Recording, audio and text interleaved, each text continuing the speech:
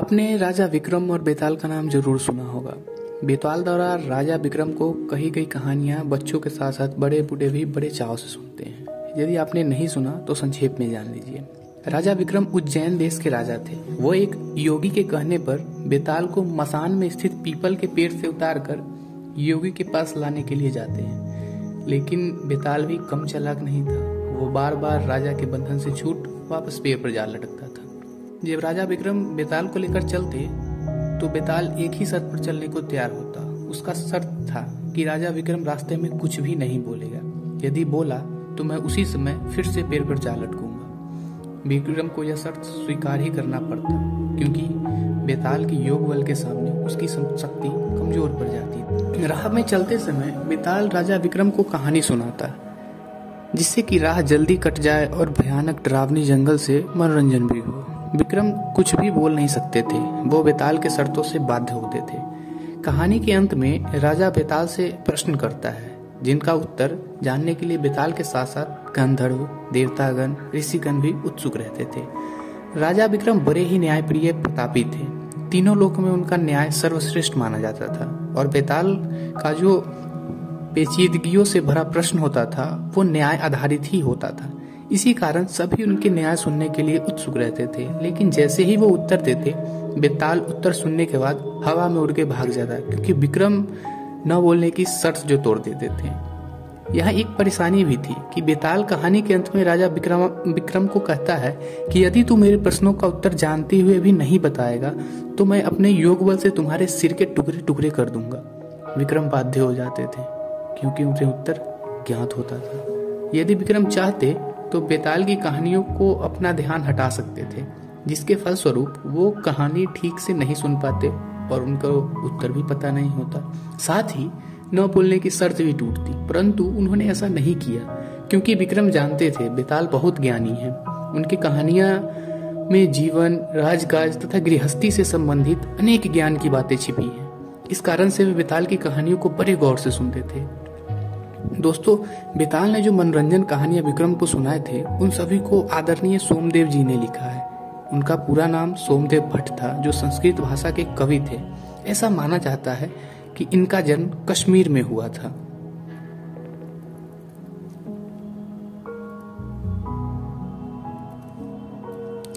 तो चलिए सुनते हैं कहानी का पहला अध्याय, विक्रम बेताल की कहानी भाग 1। इस कहानी का शीर्षक है पाप किसको लगा। काशी में प्रताप मुकुट नाम का राजा राज्य करता था। उसने वज्र मुकुट नाम का एक बेटा था। एक दिन राजकुमार दीवान के लड़के के साथ खेलकर शिकार खेलने जंगल गया। घूमते घूमते उन्हें तालाब मिला। उसमें पानी में कमल खिले थे और हंस किलोल कर रहे थे। किनारे पर घने पेड़ थे, जिन पर पक्षी चहचहा रहे थे। दोनों मित्र वहां रुक गए और तालाब के पानी में मुंह धोकर ऊपर महादेव के मंदिर पर गए। घोड़ों को उन्होंने मंदिर से बांध दिया। वो मंदिर में दर्शन करके बाहर आए तो देखा तालाब के किनारे कोई राजकुमारी अपनी सहेलियों के साथ स्नान करने आई है। दीवान का लड़का तो वहीं एक पेड़ के नीचे बैठा रहा, पर राजकुमार से रहा न गया। वो आगे बढ़ गया। राजकुमार ने उसकी ओर देखा और उस पर मोहित हो गया। राजकुमारी भी उसकी तरफ देखती हैं। फिर उसने किया क्या कि जुरे में से कमल का फूल निकाला और कान से लगाया, दांत से कुतरा, पैर के नीचे दबाया और फिर छाती से लगा अपनी सखियों के साथ चली गई। उसके जाने पर राजकुमार निराश हो अपने मित्र के पास आया और सब हाल सुनाकर बोला, मैं इस राजकुमारी के बिना रह नहीं सकता, पर मुझे न तो इसका नाम मालूम है न ठिकाना, वह कैसे मिलेगी। दीवान के लड़के ने कहा, राजकुमार आप इतना घबराए नहीं, वह सब कुछ बता गई है। राजकुमार ने पूछा, कैसे? वो बोला, उसने कमल का फूल सिर से उतार कर कानों से लगाया तो उसने बताया कि मैं कर्नाटक की रहने वाली हूँ। दांत से गुजरा तो उसका मतलब था कि मैं दंतावट राज की बेटी हूँ। पाँव से दबाने का अर्थ था कि मेरा नाम पद्मावती है, और छाती से लगाकर उसने बताया कि तुम मेरे दिल में बस गए हो। इतना सुनना था कि राजकुमार खुशी से फूल उठा। बोला, अब मुझे कर्नाटक देश में ले चलो। दोनों मित्र वहां से चल दिए। घूमते फिरते सैर करते दोनों कई दिन बाद वहां पहुंचे। राजा के पास महल में गए तो एक बुढ़िया अपने द्वार पर बैठी चरखा काटती मिली। उसके पास जाकर दोनों घोड़ों से उतरे और बोले, माई हम सौदागर हैं, हमारा सामान पीछे आ रहा है, हमें रहने को थोड़ी जगह दे दो। उनकी शकल सूरत देख और बात सुनकर बुढ़िया मन में ममता उमड़ आई। बोली, बेटा तुम्हारा घर है, जब तक जी आए रहो। दोनों वहीं ठहर गए। दीवान के बेटे ने उससे पूछा, माई तुम क्या करती हो? तुम्हारे घर में कौन कौन है? तुम्हारी गुजर कैसे होती है? बुढ़िया ने जवाब दिया, बेटा मेरा एक बेटा है जो राजा की चाकरी में है। मैं राजा की बेटी पद्मावती की धाय हूँ। बूढ़ी हो जाने के कारण अब मैं घर में ही रहती हूँ। राजा खाने पीने को दे देता है, दिन में एक बार राजकुमारी देखने महल जाती है। राजकुमार ने बुढ़िया को कुछ धन दिया और कहा, माई कल तुम वहां जाओ तो राजकुमारी से कह देना कि जेठ सुदी पंचमी को तुम्हें तालाब पर जो राजकुमार मिला था वह आ गया है। अगले दिन जब बुढ़िया राजमहल गई तो उसने राजकुमार का संदेश उसे दे दिया। सुनते ही राजकुमारी ने गुस्सा होकर हाथों में चंदन लगाकर उसके गाल पर तमाचा मारा और कहा, मेरे घर से निकल जा। बुढ़िया ने घर आकर सब हाल राजकुमार को सुनाया। राजकुमार हक्का बक्का रह गया। तब उसके मित्र ने कहा, राजकुमार आप घबराए नहीं, उसकी बातों सोच समझे। उसने 10 उंगलियां सफेद चंदन में डुबोकर गाल पर मारी है। इसका मतलब यह है कि अभी 10 रोज चांदनी के हैं, उसके बीतने पे मैं अंधेरी रात में मिलूंगी। 10 दिन बाद बुढ़िया ने फिर राजकुमारी को खबर दी तो इस बार उसने केसर के रंग में 3 उंगलियां डुबोकर उसके मुंह पर मारी और कहा, भाग यहाँ से। बुढ़िया ये आकर सारी बात सुना दी। राजकुमार शोक से व्याकुल हो गया। दीवान के लड़के ने समझाया, इसमें हैरान होने की क्या बात है? उसने कहा कि मुझे मासिक धर्म हो रहा है, 3 दिन और ठहरो। 3 दिन बीतने पर बुढ़िया फिर वहां पहुंची। इस बार राजकुमारी ने उसे फटाकर पश्चिम की खिड़की से बाहर निकाल दिया। उससे आकर राजकुमार को बता दिया। सुनकर दीवान का लड़का बोला, मित्र उसने रात को तुम्हें इस खिड़की की राह बुलाया है। मारे खुशी के राजकुमार उछल पड़ा। समय आने पर उसने बुढ़िया की पोशाक पहनी, इत्र लगाया, हथियार बांधे। दोपहर रात बीतने पर वो महल में जा पहुंचा और खिड़की से होकर अंदर पहुंच गया। राजकुमारी वहां तैयार खड़ी थी। वह उसे भीतर ले गई। अंदर का हाल देखकर राजकुमार की आंखें खुल गई। वह एक से एक बढ़कर चीजें थी। रात भर राजकुमारी और राजकुमार साथ रहे। जैसे ही दिन निकलने को आया, राजकुमार ने राजकुमार को छुपाया दिया और रात होने पर फिर बाहर निकाल लिया। इस तरह कई दिन बीत गए। अचानक एक दिन राजकुमार को अपने मित्र की याद आई। उसे चिंता हुई कि पता नहीं उसका क्या हुआ होगा। उदास देखकर राजकुमारी ने कारण पूछा तो उसने बता दिया। बोला, वह मेरा बहुत प्यारा दोस्त है, बड़ा चतुर है। उसकी होशियारी से ही तुम मुझे मिल पाई हो। राजकुमारी ने कहा, मैं उसके लिए बढ़िया बढ़िया भोजन बनवाती हूँ, तुम उसे खिलाकर तसल्ली से देकर लौट आना। खाना साथ में लेकर राजकुमार अपने मित्र के पास पहुंचा।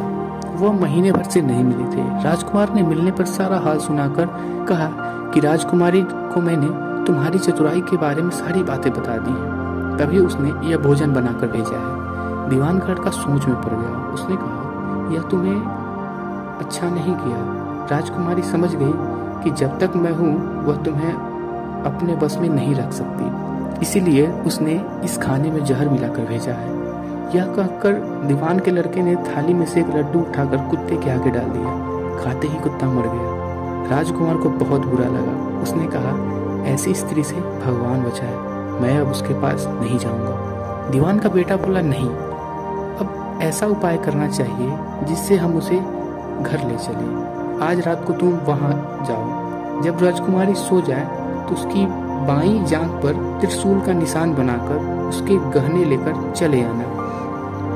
राजकुमार ने ऐसा ही किया। उसके आने पर दीवान का बेटा उसे साथ ले योगी का भेष बना मरघट में जा बैठा और राजकुमार से कहा, तुम ये गहने लेकर बाजार में बेच आओ। कोई पकड़े तो कह देना कि मेरे गुरु के पास चलो और यहाँ से ले आना। राजकुमार गहने लेकर शहर गया। महल के पास एक सुनार को उसने दिखाया। देखते ही सुनार उन्हें पहचान लिया और कोतवाल के पास ले गया। कोतवाल ने पूछा तो उसने कह दिया कि ये मेरे गुरु ने मुझे दिए हैं। गुरु को भी पकड़वा लिया। अब राजा के सामने पहुंचे। राजा ने पूछा, योगी महाराज ये गहने आपको कहाँ से मिले? योगी बने दीवान के बेटे ने कहा, महाराजा मैं मसान में काली चौदस की डाकनी मंत्र सिद्ध कर रहा था कि डाकनी आई मैंने उसके गहने उतार लिए और उसकी बाईं जांघ पर त्रिशूल का निशान बना दिया। इतना सुनकर राजा महल में गया, अपनी रानी से कहा कि पद्मावती की बाईं जांघ पर देखो, त्रिशूल का निशान तो नहीं। रानी देखा तो सही में निशान था। राजा को बहुत दुख हुआ। बाहर आकर वो योगी को एक और ले जाकर बोला, महाराज, धर्मशास्त्र में खोटी स्त्रियों के लिए क्या दंड है? योगी ने जवाब दिया, राजन, ब्राह्मण, गौ, स्त्री, लड़का और अपने आश्रय में रहने वाली कोई खोटा काम हो जाए तो उसे देश निकाला दे देना चाहिए। यह सुनकर राजा ने पद्मावती को डोली में बिठाकर जंगल में छुड़वा दिया। राजकुमार और दीवान के बेटे तो ताक में ही बैठे थे कि राजकुमारी अकेली पाकर साथ ले और अपने नगर लौट आए और आनंद से रहने लगे। इतनी बात सुनकर बेताल बोला, राजन, यह बताओ कि पाप किसको लगेगा? विक्रम ने कहा, पाप तो राजा को लगा। दीवान के बेटे ने अपने स्वामी का काम किया, कोतवाल ने राजा का कहना माना और राजकुमार ने अपना मनोरथ सिद्ध किया। राजा ने पाप किया तो बिना विचारे उसे देश निकाला दे दिया। राजा का इतना कहना था कि बेताल फिर उसी पेड़ पर जा लटका। राजा वापस आया और बेताल को लेकर चल दिया। बेताल बोला, विक्रम, तुम बड़े ही हठी मालूम होते हो, लेकिन कोई बात नहीं, देखता हूँ तुम कितने हठी हो और कितने धाड़ेबाज।